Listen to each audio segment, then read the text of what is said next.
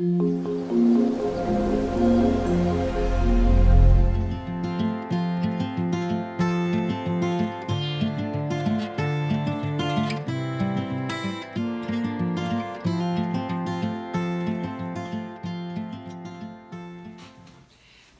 everyone, and welcome to Artists for Everyone. And today I thought we would paint some expressive tiny landscapes. And I'm going to show you a couple of these that I've done. First of all, this is a watercolor sketchbook by Rosemary and Company. It's actually 2 Rivers paper. And I purchased this through the Rosemary and Company website. It was very affordable. I got 2 of them. And I really like the paper.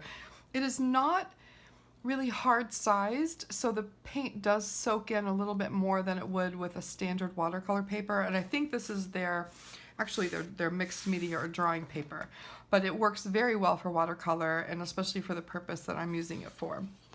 So I just wanted to show you that. And these are some of the tiny expressive landscapes that I've done using my Wildthorne paints.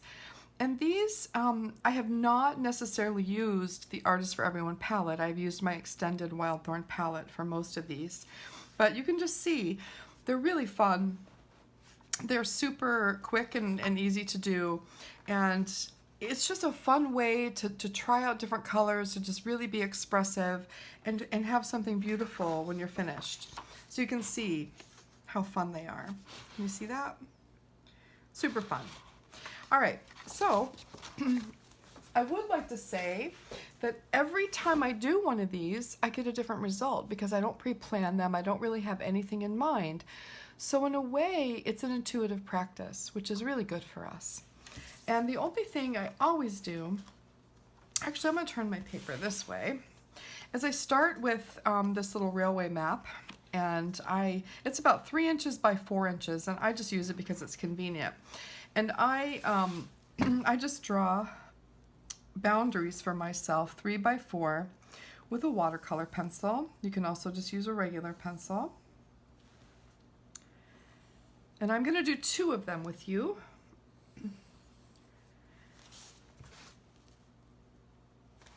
But I like having this little boundary. It helps me keep my edges cleaner, although sometimes I do go out of the edges, which is fine, but I do like to have the boundary. So that's that, and I'm going to be using 2 brushes. I'm going to be using my Badger brush, which is the brush that I use for my watercolor meditations. And this brush is just a really stiff bristle brush that is actually not meant for watercolor, but I really, really like it. And I bought it from Blue Heron Arts. And it's under their specialty brushes. And it's just a wonderful brush. And then I'm also going to use my Sennelier 000 Squirrel Mop. And I have to say, this brush, you can't find it anywhere. I got it in a paint set that I purchased. It came with the paints. But it is identical to the Isabey Squirrel Mop 000 that I have. I mean, identical. So you can find the Isabey Squirrel Mops on Dick Blick. The only thing is I haven't been able to find the 000 lately, but they do have a 20, and that is absolutely fine. Okay, so I'm going to be using these 2 brushes, and I have a roll of paper towels. I have my Wildthorne Artists for Everyone palette and a little mixing surface here in case I want to mix some colors. And I do not start with any kind of lines or anything at all. So I'm going to start with this block up here. And I might turn my paper a little bit. I hope you guys don't mind that. Let me just check the camera and make sure that, yeah, it's fine. So I'm going to start with it there. And the first thing I'm going to do is mix up a sky color. And it's a beautiful sunny day here today, but I'm kind of thinking a little bit more moody. And so I'm going to start, I think I'm going to start with the Cobalt Blue Premier. So any cobalt blue would be fine, or even ultramarine blue, anything like that, a nice neutral to warm blue. Give myself a little puddle of that, and then I'm going to mix into it some of the Sienna Brulee. so burnt sienna. And what this does is it sort of grays it out. Now notice that I'm not over mixing the paint.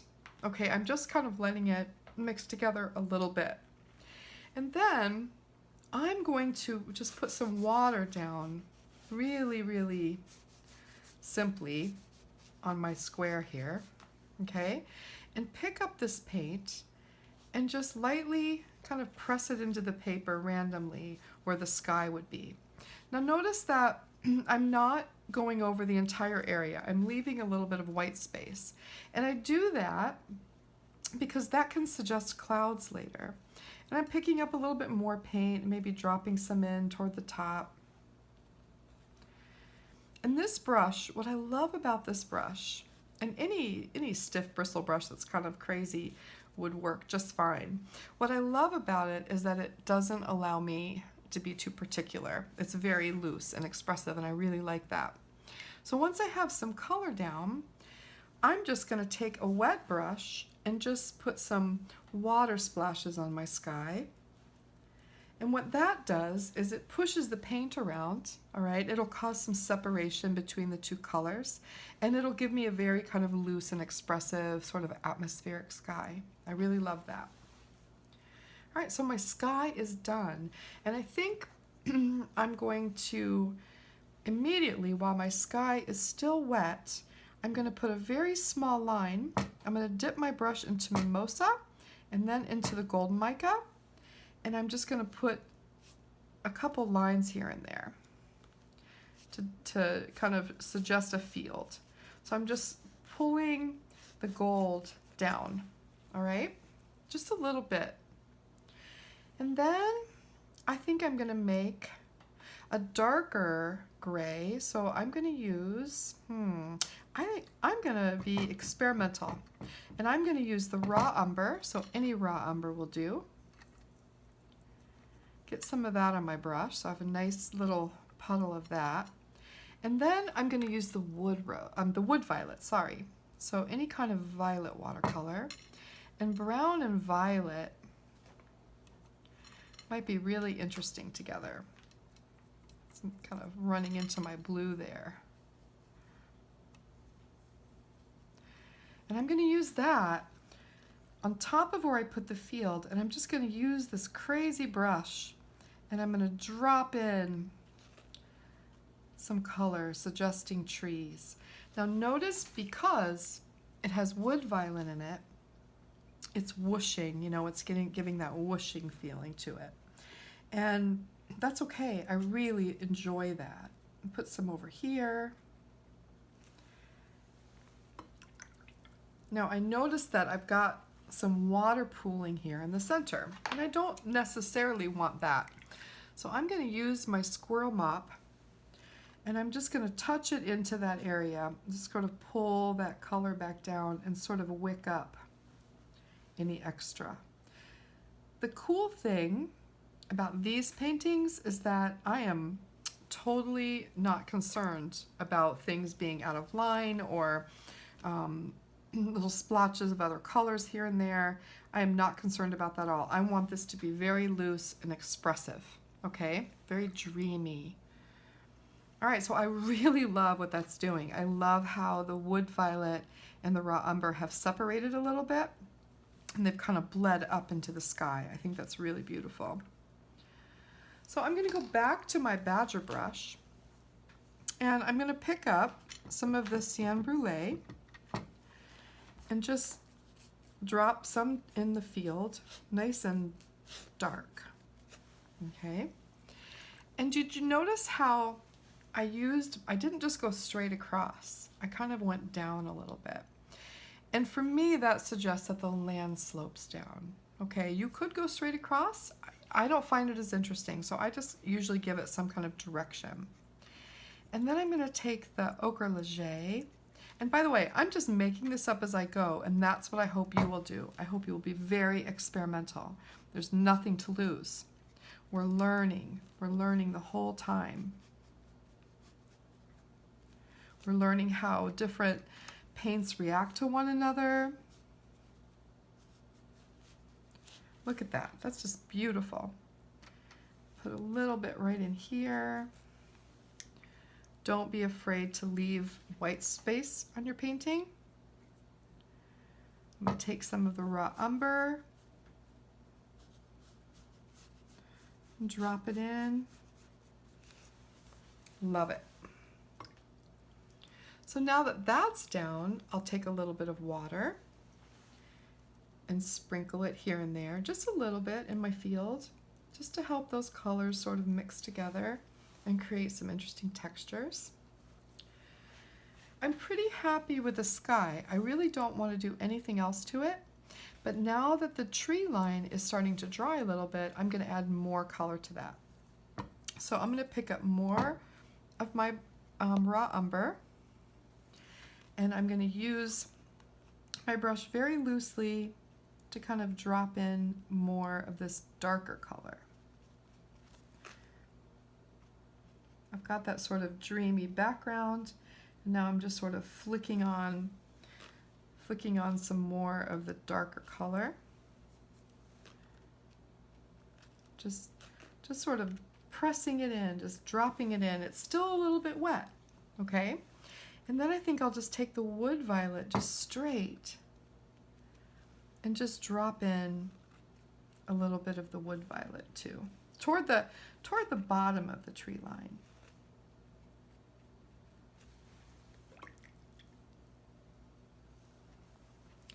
And I want to bring a little bit of that Cienne Brûlée up into here. So I'll take some of that and drop it in as well. Again, I'm being experimental. I'm not concerned about matching something, using a photograph. I'm just having pure fun. Okay, and while that sounds easy, and it sounds like something you could just sit down and do, it does take some practice. You'll find that the more you do this, the better you get at it. And now I'm going to go right into this gold mica and just touch it along the top of the field. And what that does is it sort of pushes into the colors I have up in the tree line, and it sort of moves downward in the field, and when it dries it'll have this beautiful, beautiful glowing effect. And so for that one, I think I'm done. I'm really happy with this. I might just put a little bit of water in here, dry my brush off, and just flick up a little bit just to give the illusion of grasses, just by pulling my paintbrush through. So that one's done. All right, so that is one example of just a way to do a really loose, expressive. Here, see, I'm always fussing. I'm just pulling some of these colors up. Loose, expressive landscape. Okay, so for the next one, down here, I'm going to move my paper up a little bit. And that's what I love about these two. You can use a watercolor sketchbook, so you're not investing in expensive paper or anything, and you could just do 4, 5, 6 of these at a time and really experiment with different color combinations. So this time, I think I'm going to do a moodier sky. And I really liked that raw umber mixed with the wood violet, and I'm going to do that again. Again, I'm not over mixing. And this time, I think I'll just put some water in the center, so when the sky color starts to come down here, it'll start to soften a little bit. But up in the corners, I'm going to start with it really dark.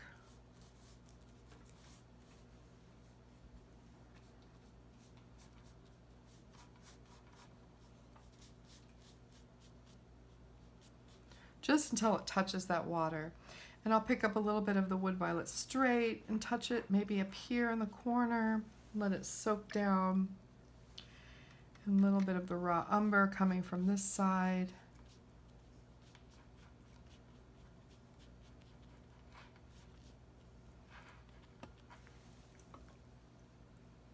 A little bit more of the wood violet, just dropping it in. And then I'm going to flick some water in it.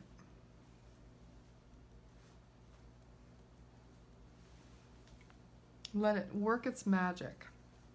Sometimes the best results are the ones that we don't plan for, and everything just surprises us. So I really love the textures that this is creating right now. It's gorgeous.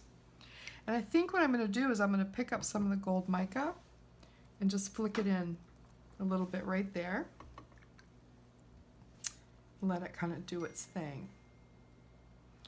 All right, so I'm looking at how the paint just sort of flowed on the paper, and I really like it. And I think I'm going to make my land kind of slope down this way. I really like it. And over here, I've got a little white space, so I could use that for a tree. I do see some pooling. I'm always looking. If I see these little pools, I'm going to use my brush and just try to wick them up a little bit.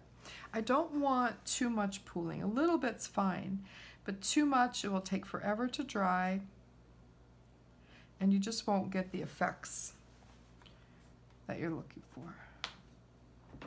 Okay, that's good. All right, so for the land, I think I'm going to mix the raw umber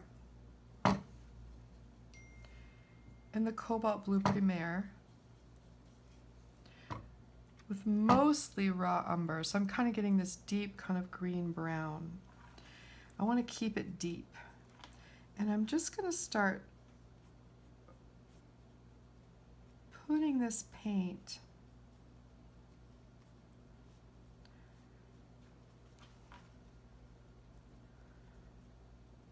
and pulling it down. So see how I'm just kind of making a diagonal line across.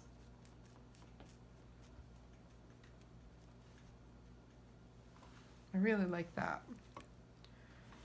And then I think I'll do the same, but I'll start with a viridian and drop some viridian right at the base here.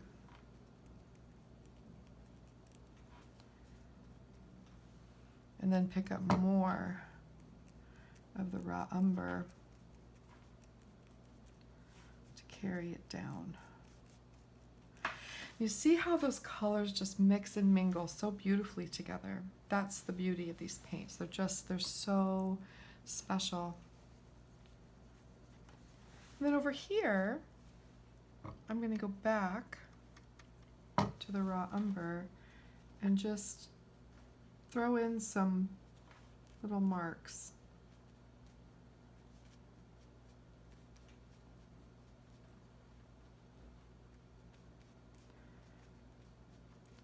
Sort of in the shape of a pine tree, the side of a pine tree. So that's the brown. Then I'll go back in with the viridian.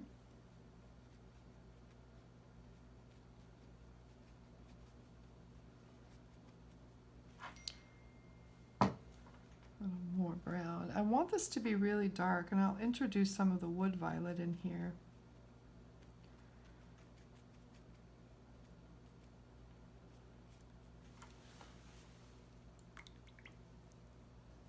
Then I'm going to take some of the gold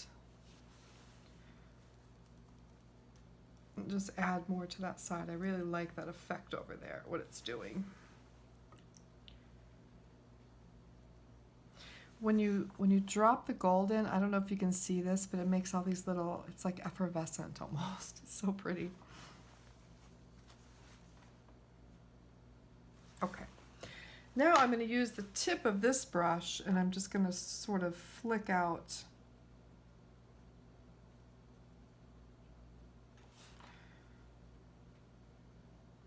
pieces of the tree of the darker color.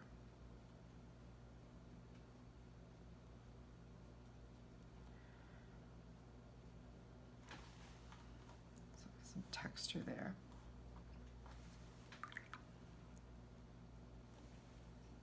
A little bit of the, actually I'm going to use the buff Titane. A little bit of that with some water in it. And I'm just going to drop it in here to push the paint away and keep that area light.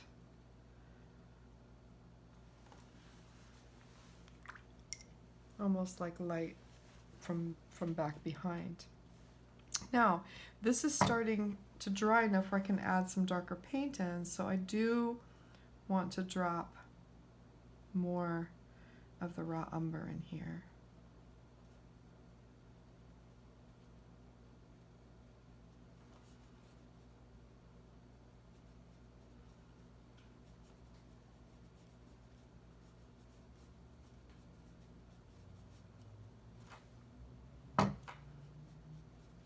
Make it as dark as I can down here at the bottom.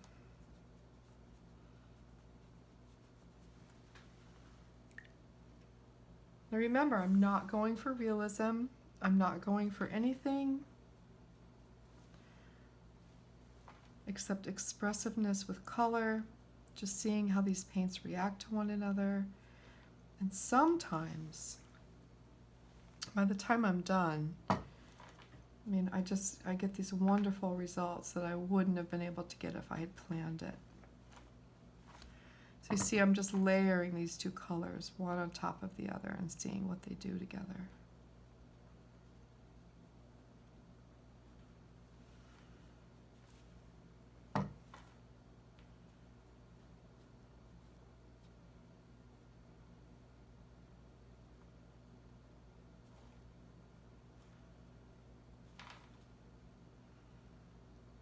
It's almost like this tree is really big and in the foreground.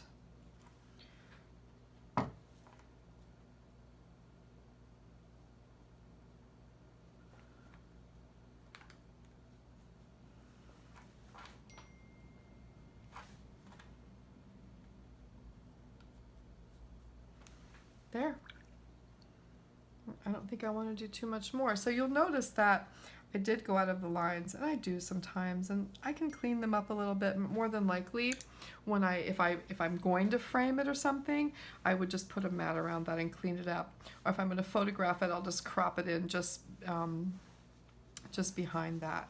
I think actually I'm going to add a little bit of water here. See what that happens when it dries. Okay, so again, these are really quick ways to just sort of experiment with your paints. Try these in all that. You could do a sunny day with green fields. You could do a wintry scene. I mean, you know, using like the cobalt and the buff Titane, and maybe a little bit of the gold mica, a little bit of the raw umber. You can do anything you can possibly dream up. It's super fun. Very quick thing to do, and I love doing them.